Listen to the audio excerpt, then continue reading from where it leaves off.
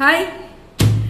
കുറെ കാലമായിട്ട് ഇപ്പോ പല ആളുകളും എഴുതിയ പുതിയ പുതിയ എഴുത്തുകാരുടെയും ബുക്കുകളൊക്കെ വായിക്കാൻ തുടങ്ങി. പണ്ടുള്ള നമ്മളുടെ കവികളുടെ ആയാലും എഴുത്തുകാരുടെ ആയാലും ബുക്കുകളൊക്കെ ഒരുപാട് വായിച്ചിട്ടുണ്ട്. പക്ഷെ ഒരുപാട് വർഷങ്ങൾക്ക് ശേഷം കുറേ കാര്യങ്ങൾ നമ്മൾ മറന്നുപോകും.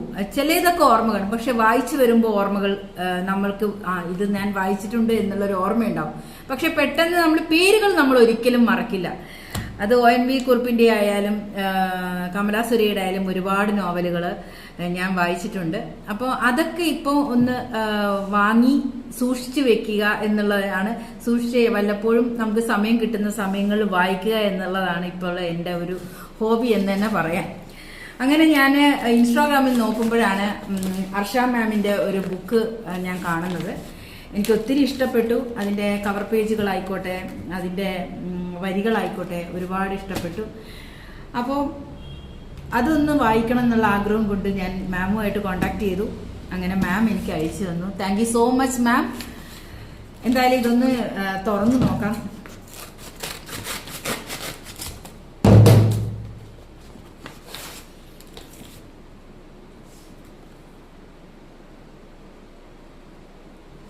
ഡോക്ടർ അർഷ മാമിന്റെ ബുക്കാണിത്.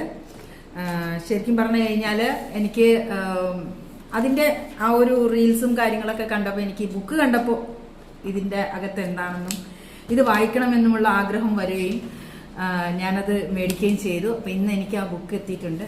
Thank you so much ma'am. മാമിന്റെ സിഗ്നേച്ചറോടുകൂടെ തന്നെയാണ് എനിക്ക് ആ ബുക്ക് വന്നിരിക്കുന്നത്. അതിലും കൂടുതൽ സന്തോഷമാണ്. മാം എഴുതിയിരിക്കുന്നത്: പ്രിയ സിത്താര, വായനയുടെ ഈ യാത്രയിൽ ഈ പുസ്തകത്തെ കൂടി ഉൾപ്പെടുത്തുന്നതിന് ഒരുപാട് നന്ദി. With love, doctor Arsha. Thank you so much ma'am.